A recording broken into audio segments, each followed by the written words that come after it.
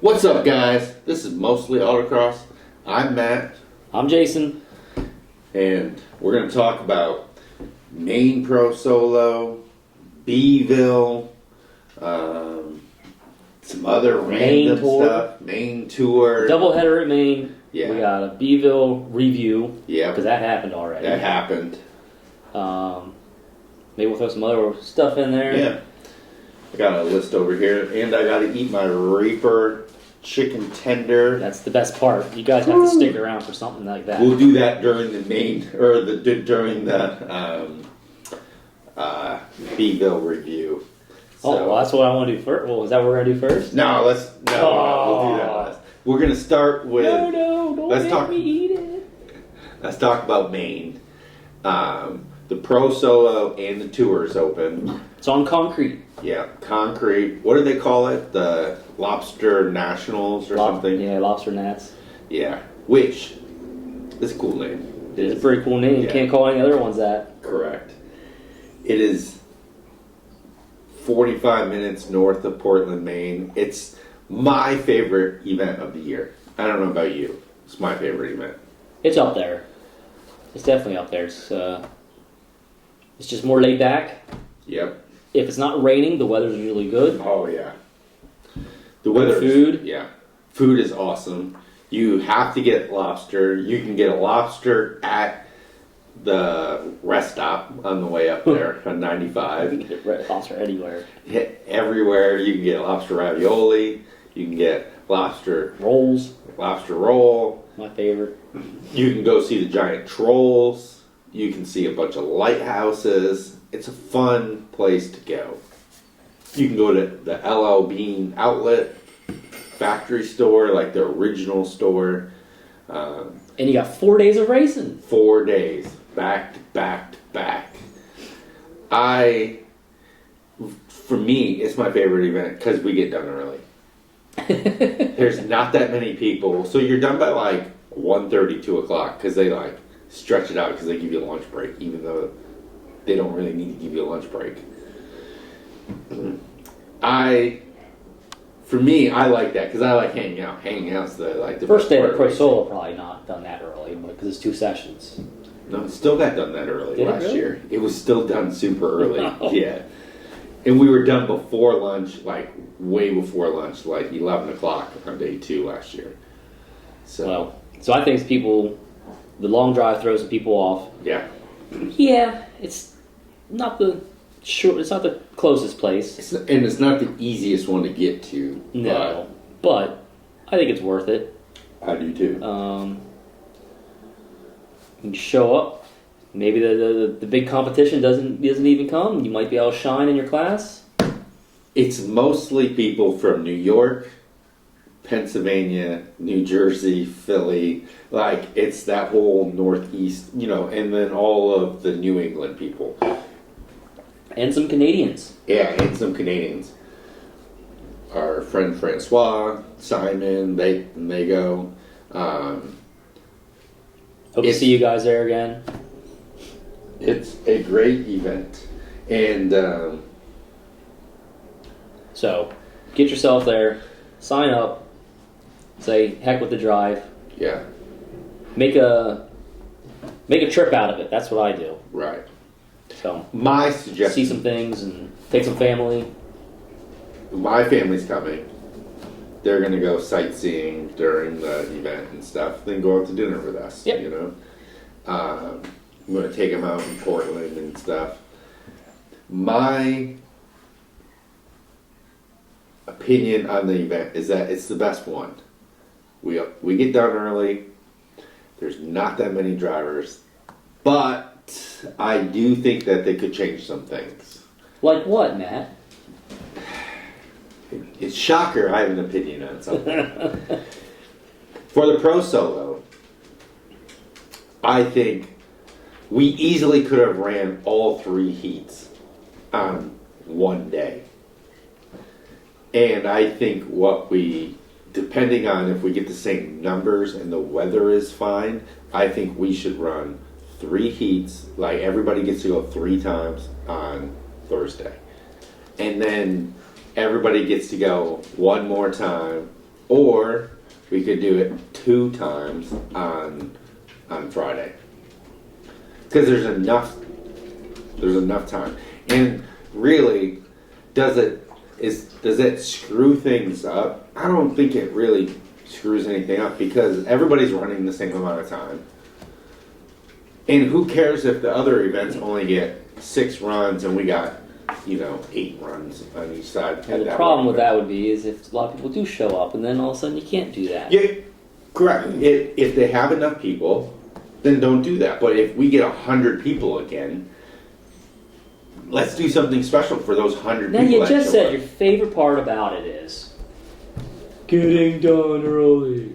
Now you're like, we should run all day. I know, let's run all day, because you know what I'll say then? I'll say this is my favorite event, because we got to run all day. I don't know if that's such a great idea. I like it. You get 3 sessions. How much better will you get at it having another 4 and 5 sessions? I'm not saying I'm going to do better. All I'm saying, because in the end, it should work out to be pretty close to the same. Pro solos are rough on cars as it is. I'm not so sure about that. I'm all for it. I'm all for it.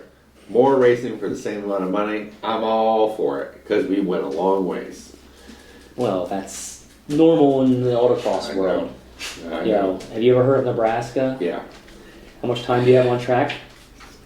You don't want to add that up because it's 6 minutes. Versus how much you spent in gas? Right.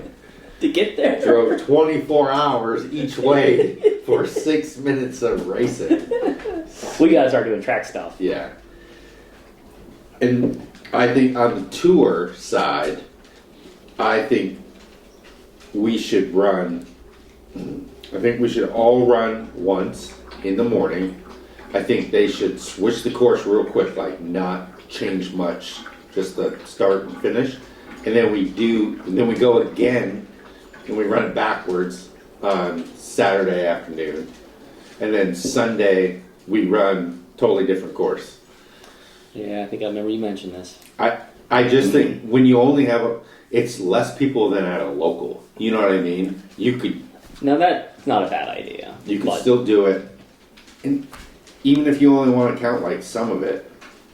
And it's not a bad idea, but I would highly doubt that's going to happen. Me too. But that's my suggestion. I'm not in charge of anything. Nobody actually listens to me. So let me know what you guys think. If you're going, what would you think? Or if you went last year, like what would you change about the event? How would you entice more people to go? Yeah. I just think it would be fun. And maybe that would get more people from our region, Maybe. I don't know. Don. Yeah, you guys, if you're from our region, yeah, sign up. Chris. Yeah. Come on, man. You're better than that. Guys out there whooping on everybody locally is like beating all of us. Definitely could. He's the fastest guy. He could definitely do the national stuff. Yeah. I'm excited for the DC one. DC's coming up. That's the next one we're going to do. But that is exciting. I think the one they just did, the Dust Off Pro or whatever they called it. Yeah. That was actually a pretty good success. Everyone seemed to like it. I saw a lot from the videos that they did pro solo starts basically. Yeah. I was curious because when I looked at some of the results, I saw some things that was like, some stuff seemed different than I would have expected. And then I saw the videos and I'm like, oh, pro solo starts. That definitely helped some and definitely didn't help some. So it looked like a massive course. But it wasn't time-wise. How long was it time-wise? I think they were doing like low 40s. Oh. Watching the videos, I was like, man, this is a long course. It didn't seem very long. There was a long stretches. Yeah. They had some mile an hour out there, but I don't think it was a terribly long course. I watched Steven's video, and I watched Patrick Gaffney's. And what car's he in? The GT4. Not an RS. Not his new one? No, just the and whose GT4. is that? That's his. So he has that and the GTS? We're not all poor, man. Oh my gosh. There's people out there or older Patrick, and man, making money. save some Porsches for the rest of us. You're living the dream. You are, buddy. Living the dream. Oh my gosh, you got one for his son to drive and then one for him to drive, right? Yeah. Dang. I think his son did drive the other one. I think so too. I was just curious on if it was his old one because I saw pictures too, and I'm like, that sure does look like his. He looks so smooth compared to Steven, where Steven's like, Yeah. and Patrick's just like, Yeah, Steven's got a different. I was watching Steven's videos from Charlotte. yeah, Boy's aggressive. yeah. It's cool. It's wild. I mean, it slides around, moves around and stuff. Hey, kudos to him. Anybody who wants to take a car that price and that pristine, that mint condition car he has, and just be like, yeah, let's just send it. And Maybe I should get a shitbox because I'm always so scared to send any car out. oh my gosh, yeah. Maybe Yeah. I need a Miata. Yeah, that's it's wild watching those guys just send those very expensive cars around Like it's nothing. like it's nothing. Yeah. Not even But second thoughts. after a while, I can see it would start being like that. I think after a while, you get comfortable. Yeah, hopefully. I'm more comfortable now than I was, and I'm still like cautious at our local. You just gotta block some stuff out there, pal. Put Yeah. your big boy pants on, big dog. Yeah.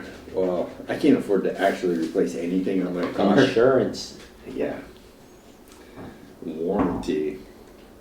All right. Do you want to talk? Those about are the upcoming stuff. Yeah. Do you want to talk about Beeville? Well, that's what we're here for. Yeah. To give you the lowdown on the stuff that happens. So we didn't pick anybody at Beeville because we don't really know anybody there. Nobody. I did see a couple names that I did know, but that was just about it. It wouldn't have made much sense for us to just pick picks because, unfortunately, we don't know a lot of people in Texas. And these are pretty much all Texas people. I'm looking at the list. Yeah. It's all Texas people. So the biggest thing I took from looking at the results in Beeville, there was a very large discrepancy of experience there. Yeah. That's the best way I can say it. Some of these leads and the wins that I saw in some of the classes were as high as, what I have wrote down here somewhere, like 7 seconds somebody won by. So, I think it was somebody that won by 8 seconds. So, but there's a lot of 3 second over the top driver, Yeah. a lot of 4 fours. seconds. So, and that's a pretty large margin at the national level. Under a second or within a second, that seems more reasonable, like a 1 and 2 or a 1, 2, and 3. But Yeah. from 1 to 2, 3.5 seconds, So I don't know if the cars are set up. I don't know how advanced the cars are in the classes that we're even driving. Or experience Or of the experience. drivers. I'll say this, that at least they went to the event. Oh, yeah. Unlike some people from our region who are too scared to do stuff. They're pretty quick, but they don't go... Well, to be fair, it's probably like a couple hour drive for them. Yeah, but I mean, you could have signed up for DC or Toledo. You know what I mean? Like, Toledo's like... it's still kind of far, but... So, do you want to jump into it here? Sure. Do you want to eat your Yeah. disgusting All right. hot chicken while I just go ahead and ramble on this and get a good couple You of ramble laughs on. out of you And crying like a baby? Let me go get the milk. Milk? You keep going. What on earth do you need milk for? Because that is going to be hot. Oh my gosh. Either way, let's just go over it. We'll start with SS. SS had 8 drivers. Chris Dunn out there wins with a GT4 RS, which is becoming a common thing here. Yeah. GT4 RS is Everybody's giving up on the GT3s. It seems to be that way. But this was actually a close class. He won by 7 tenths and ended up being 3rd in packs. So obviously, he knows what he's doing. Uh-huh. Yeah, that's a tiny bite. Man, that's a Good boy. small bite. All right, we'll go to AS. So another Cayman wins. It didn't say if it was a GTS or not, but I would venture to bet it was. Oh no! Here comes the coughs. Wait for the hiccups, everyone. That's when you know it's bad. You're giving me the hiccups. Had 8 drivers in A Street. Brandon, Dan, Brandon Dan wins by 7/10. I'm assuming it was a Cayman GTS, but watch the pup, man. He don't need it in his eyes. Let's see. We'll move on to B Street. B Street had 4 drivers, but the cool thing was Civic Type R wins. Javier Reynoso. Can you even see? Oh no! Don't touch your eyes. We talked about this. I'm not gonna be able to get through this listening to this huffing and puffing over here. I'm trying to get through my list here. Keep going. So Civic Type R wins. But the weirdest thing was, I looked at the thing. Day 1, he was tied, basically, on day 1 with the guy I know. He was at Nationals with us. Pradipa with an M2. Sorry if your name is messed up, but then on day 2, he puts 3 seconds on the guy. So I don't know how that works. First day you're even, second day 3 seconds. He was losing day 1. Yeah, by like a 10th. Yep. So he ended up being 17th in packs on day 2 alone, just with day 2. So obviously he had a good run on day 2. Maybe things weren't working day 1. I don't know, but it was probably a Civic Type R course. Yeah, but what happened to day 1? Day oh 1. Yeah. You're not thinking right, so let me just go on. Don't have a heart attack on camera. 7 drivers in C Street. Blake Crawford wins over Casey Coughlin by 4.5 seconds. Another large victory. 8 drivers in D Street. Oh, he's going to go throw up, guys. I'm done. What? Yeah, he's about halfway through. I don't blame him. They are pretty bad. Oh, man. Poor guy. You should pick better picks. You don't have to do stuff like this. We gotta get some ideas for some other punishments. We can't just keep eating hot crap all the time. Because 1, that's not gonna bother me too much. Anywho, D Street, 8 drivers. This is a name I can't probably pronounce, but Zigbigning I don't know. Wins in a Subaru BRZ, 3.5 seconds. Another large victory. 8 drivers in E Street. Drew Coughlin wins. This one was a close one by 10th. Now that's more like it. Close racing. It's because none of those cars have any power. It's got nothing to do with how much you beat somebody by. They all have 87 horsepower. The number gets lower every time I mention E Street. Either way. F Street. No F Street. No F Street drivers in Texas, apparently. That's shocking. That is shocking. Such an easy pack, too. Which we discussed last time. They probably didn't come because they would have topped packs by so much. Yeah. They didn't want it to screw up. What we said at the last couple events, it seems to be F Street to the top. Alright, let's go ahead. 6 drivers in G Street. John Hale wins. Now it was weird. He listed his car as a Hyundai CTR. Now CTR is Civic Type R. Is it a Hyundai CTR or is it People just an actual Civic Type R? No, people just be dumb sometimes. An FK8 Civic. But they don't run in G Street, so I don't know what the heck this thing is. I imagine it's a Hyundai. But either way, he won by 4 seconds. Another huge victory. H Street, no H Street. I don't even know. He doesn't talk about H Street that much. He hates E Street, but doesn't mention H Street much. He's not mentioning anything now. He's dying. 4 drivers in AST. Vivek Goel wins in an ND Miata. 4-second lead, and he ended up being 4th in packs. That's probably a pretty good driver there. 6 drivers in BST. Chase Ginter wins with a Toyota Corolla, the GR. Can I say this? I don't understand any of those touring classes. I know you don't. Not that complicated. Yeah, but I hope you guys are enjoying. I hope you're picking up the dedication this guy's got to putting his life on the line. I had to sign a waiver for that ticket. all I'm saying is B Street touring should be like B Street cars, but it's not just B Street cars. No, I know. I don't know how. A Street touring should be A Street, and they're all Miatas. Well, yeah.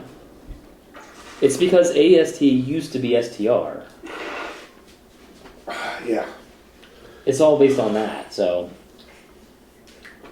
AST would be, I think, your fastest street touring group other than SST. And then B would be, it just keeps on going as far as I think how fast they are, to be honest. So I don't really know. Me neither. Got 6 drivers in EST. Chris Shute wins in an NA Miata. He only won by 2/10. That was obviously pretty close. EST is a close competition. It's a lot of the Miatas versus the Hondas, the old Hondas. It's pretty cool. 5 drivers in GST. Matt Moyhart, he wins with an Audi TT, the car I think that they have for GST. He won by 3.6 seconds and was the top packs of the event. Audi TT. Are they all-wheel drive, all of them, or some of them, not all-wheel drive? We were looking that up earlier. We're not really sure. I think they're all all-wheel drive. I would think in GST you would want that. But I don't know. No comment? I think they all are. 5 drivers in SSC, your spec class. David Hedrick wins with an FRS, but it was by 2 seconds, so that wasn't even that close either.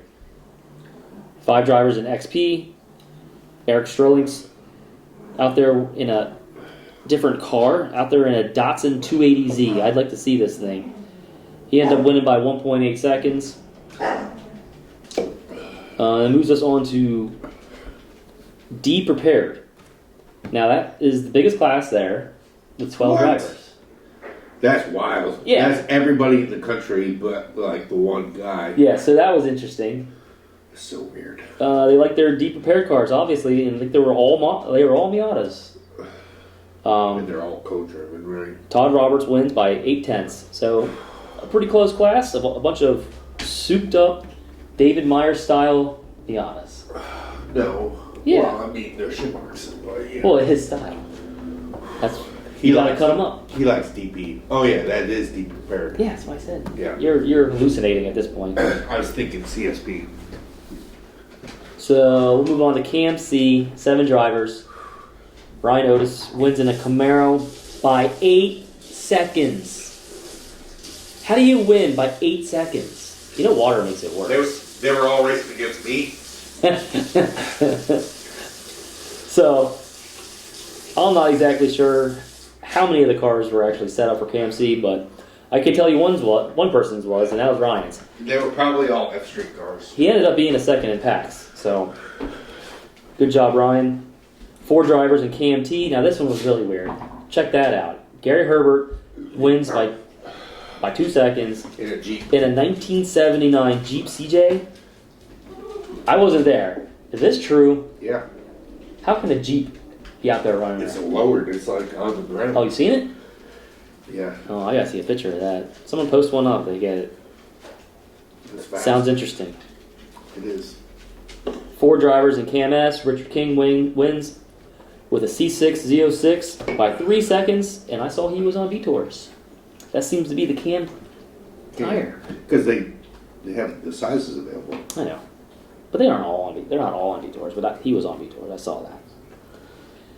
Well, let's see. 5 drivers in XA. Now I did skip some classes that only had like 2 drivers and stuff, so I didn't really go over those. But I just went with the ones that had maybe 4 or more.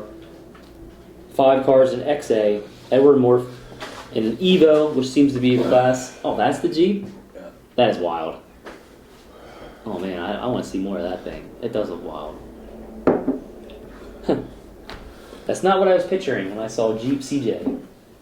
There's a couple of them that are out there running. That's cool. I like that. So Edward wins in his Evo by 5 seconds. Another huge mark. Let's see. Ladies Street Class, we had 6 drivers. Stephanie Reynoso, which I would imagine is Javier's significant other, I would say, because he won in a Civic Type R and she won in a Civic Type R, and I would imagine it's the same Civic Type R. Probably. She won by 7.5 seconds.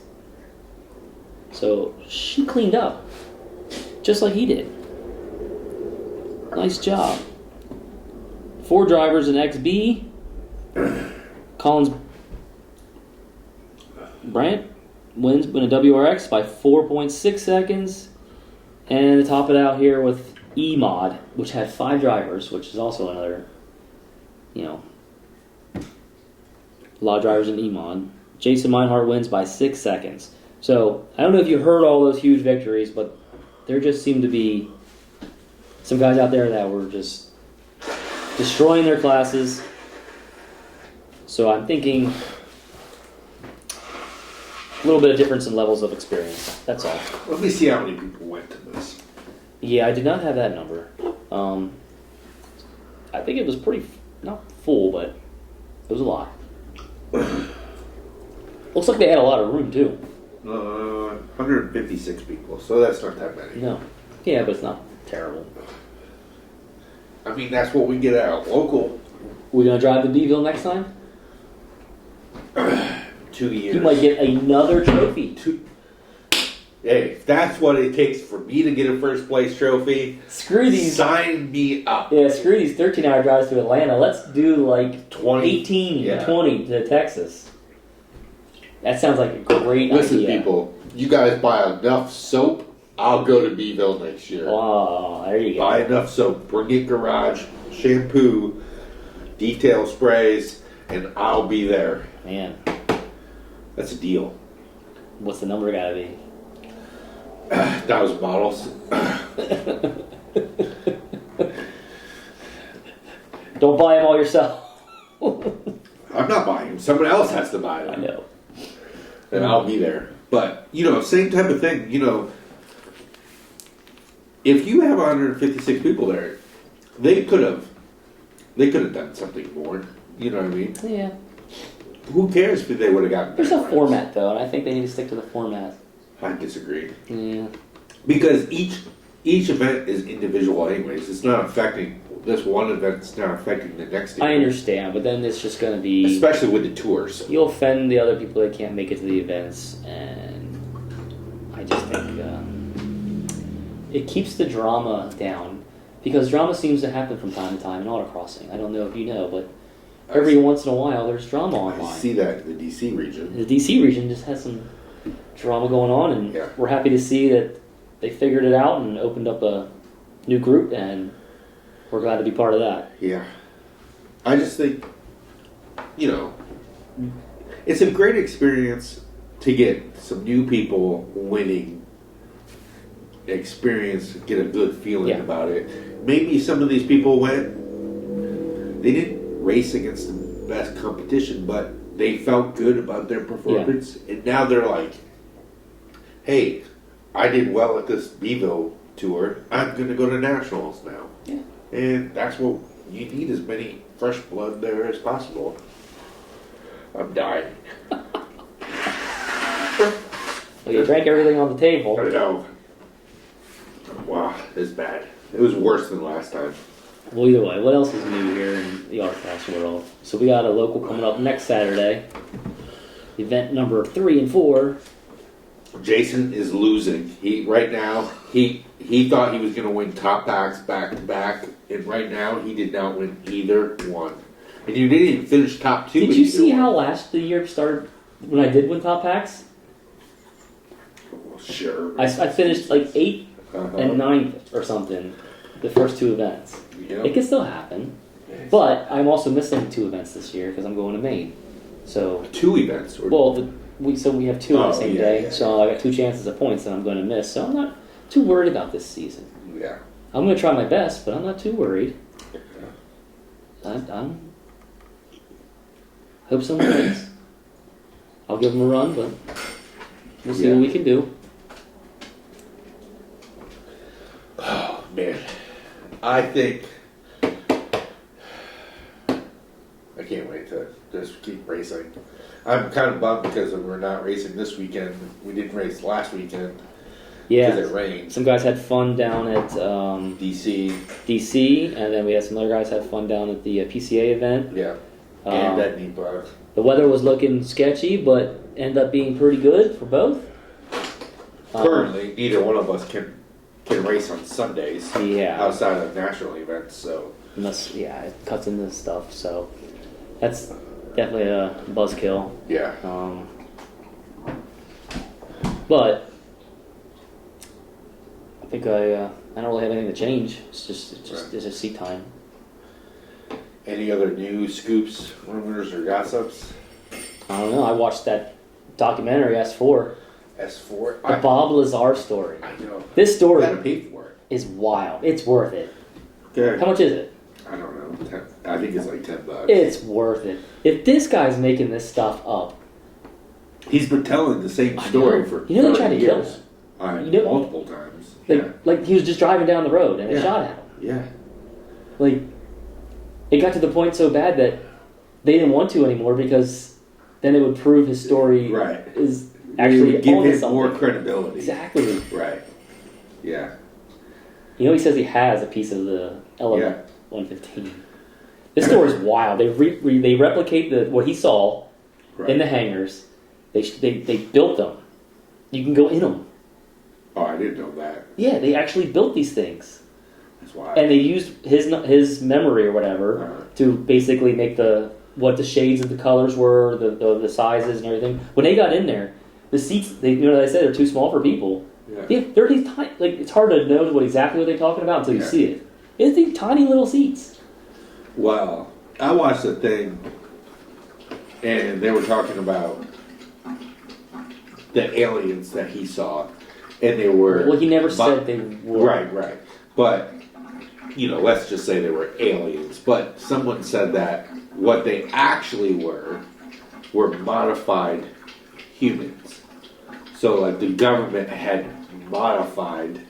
I don't know about that. They didn't say that in there. I know that's not what they said, but it's been declassified since then, and that's what it was. The documentary said that he walked by, looked in one of the windows, and he saw what looked like a small doll-sized person, and they were fitting into one of those little chairs. So he wasn't sure if it was alive or if it was just a doll. Well, all that. But that S4 hangar has been proven it's real. Yeah. And how did he know about it? Right, because he was out there. Yeah, and no one. S4 is it in Ohio, right? Is it the one in Ohio? No, S4 is right outside of Area 51. Oh, Area 51's like here, which everyone's focused on, and then back here there's a set of mountains. Yes, and it's in the mountain. It's in the mountain. They have hangars that blend in with the mountain, and they did take a picture of it, and you can see it in the documentary. It's not very clear, but you can make out like straight lines, and we know straight lines don't happen in nature. Yeah, it's wild. If you're into that kind of stuff, I'd recommend it. The Bob Lazar story is pretty wild. Always has been. Yeah, it's always been wild. If he just made up that entire story, man, boy, is he a good storyteller. That's all I can say. Yeah. Especially when a lot of stuff has been come on to later after he said about it. Yeah, like the Element and stuff. They didn't know anything about it. Like nobody knew about, and then 10 years later, they made a replica of the energy source too. Yeah. He showed how the parts go together. It's wild. It's wild. The whole story is crazy. There's this guy coming from Prescott Valley, Arizona, all the way to go to Maine and race. You don't have an excuse if this guy's coming from Prescott Valley, Arizona, whatever. He's coming all the way from Arizona. That's hardcore. His dad. He's gonna kick your butt. Yeah. He almost got you last time. He had you worried in Atlanta. Did he not have you worried? After that first session. Yeah, you were worried. That's hilarious. Not gonna lie. Yeah. Oh well. That old man, he's got a lot of tricks up his sleeve. He does. All right. Let's wrap this up, I think.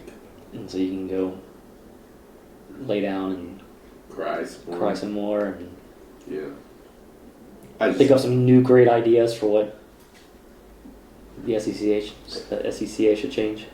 Well, I'll drop a little hint. If you made it this far, I would like to put a pro class at Nationals.